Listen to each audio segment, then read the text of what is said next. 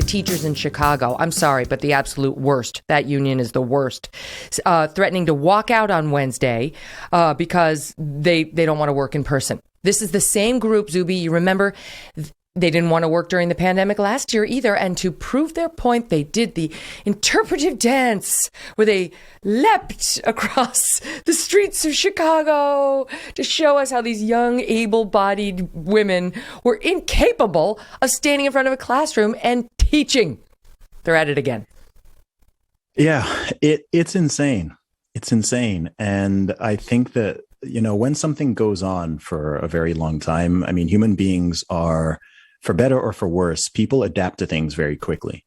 And, the process is called hedonic adaptation. And people, what is brand new and is a big change to people, after a matter of weeks, let alone months, people set into that as their normal, as their default. So I think that now there are millions of people who are still stuck in this mindset that nothing is allowed until some authority or official says that it's allowed. People are out there thinking that, masks are the norm, or lockdowns are the norm, or children not being in school is somehow the norm or the default position. But as we know, in our entire lives, in fact, all throughout history, this is not the norm. This is not how anybody was living prior to the year 2020. And now, by any measure, we are very much at the tail end of this situation.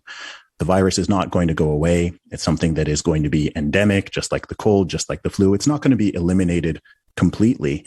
And children have already sacrificed. Everybody has sacrificed, but children in particular, who should not have had to sacrifice to begin with, have, I don't know.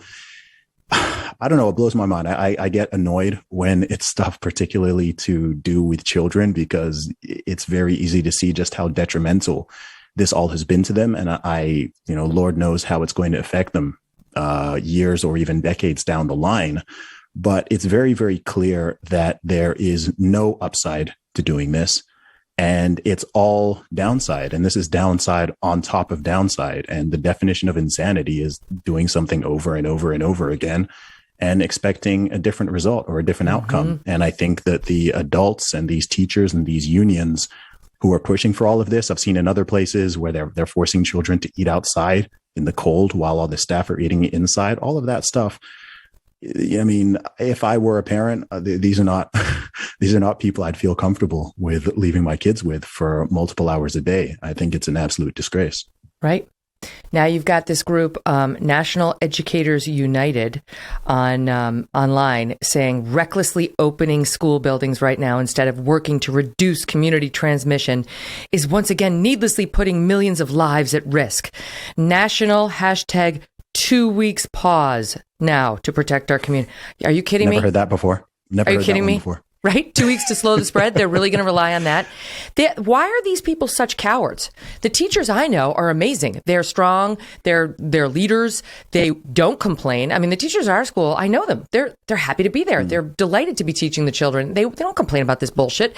Who are these people who run these groups who are 2 weeks to slow the spread? Who do they think they're kidding at this point?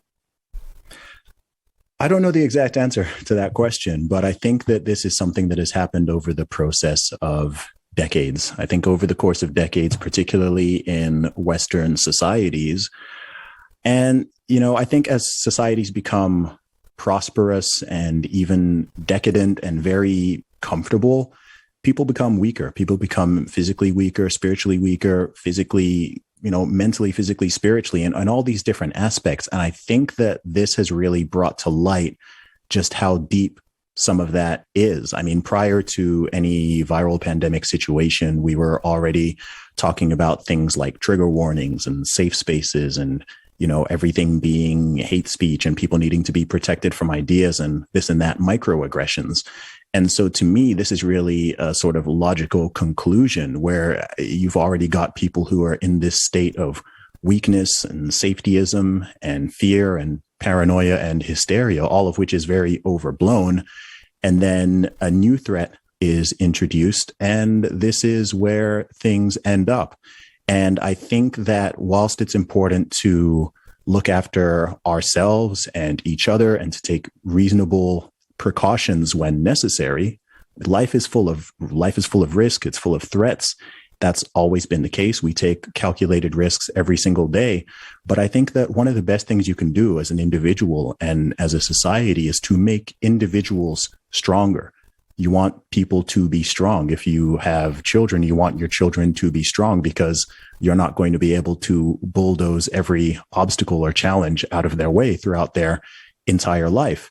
And this seems to have been lost in Western society. And it seems to be that instead of trying to make people stronger and more resilient, we've just been trying to nerf the world, remove absolutely everything that could be a threat, a risk, anything that could offend anybody or potentially cause. And so I think we're really just seeing the culmination of decades upon decades of that mentality. And it leads to the situation that we're talking about here. That's so true. I hadn't really thought of it like that. I've seen the push for safe spaces and I'm sick of it. It's like, you can't, I like that, nerf the world. You can't do that.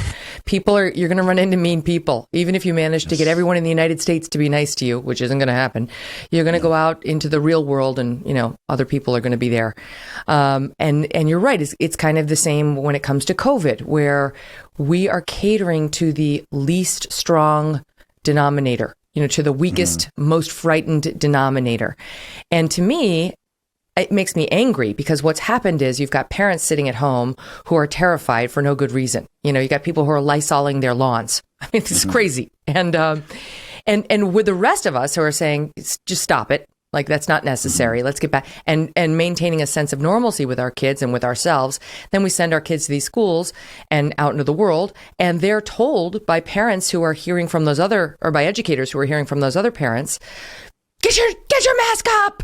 Like the kids are receiving fear from the administrators and so on, who have to be on the receiving end of those other parents, right? So it's like, one thing feeds the other. And unfortunately, we all get sucked down by these terrified, non-science-based people who, for whatever reason, have chosen to live their lives in this cowering position. Well, I think there's been a lot of inversions that are taking place in society and culture.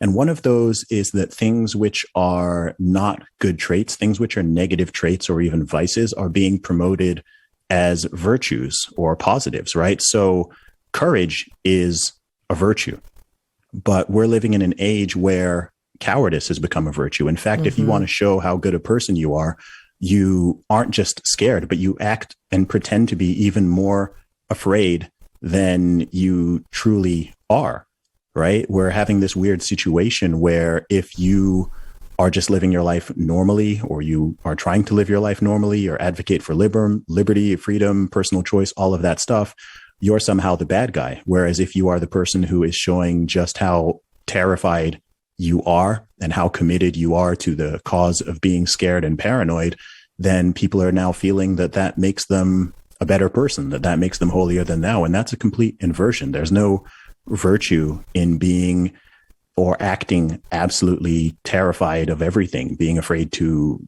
go outside, being afraid to see human faces, being afraid to mingle, being afraid to teach or to go to school, any of that. Those things are not virtues. And I believe that in any previous era, that would be greatly frowned upon, if not ridiculed. But somehow this has been inverted and people think that they are better because they are acting more scared than each other. And it's very strange. This has been going on the whole time. And look, I can understand when the threat was brand new, going back almost 2 years ago, then I can understand people wanting to take precaution or people having, different worries and concerns about that. But at this point in time, whatever country you're in, whatever city you're in, this thing it's largely over. I don't want to say it's totally over because I from what I know, the virus itself is, like I said, is going to be endemic. It's not going to disappear. But people, there are people who just don't want to give this up for various reasons. And I think there's a lot of perverse incentives out there, both financially, socially even. And I think, and certainly in terms of the people making the decisions, I mean, these politicians in the West have never had this kind of power before, where they've essentially become these little mini dictators who tell you whether you can go outside or what you have to do, how many people you can have in your household, if you're even able to go to work or to go to school, all of that. And some people are corrupted by power. And once they have that power, they don't want to let go of it.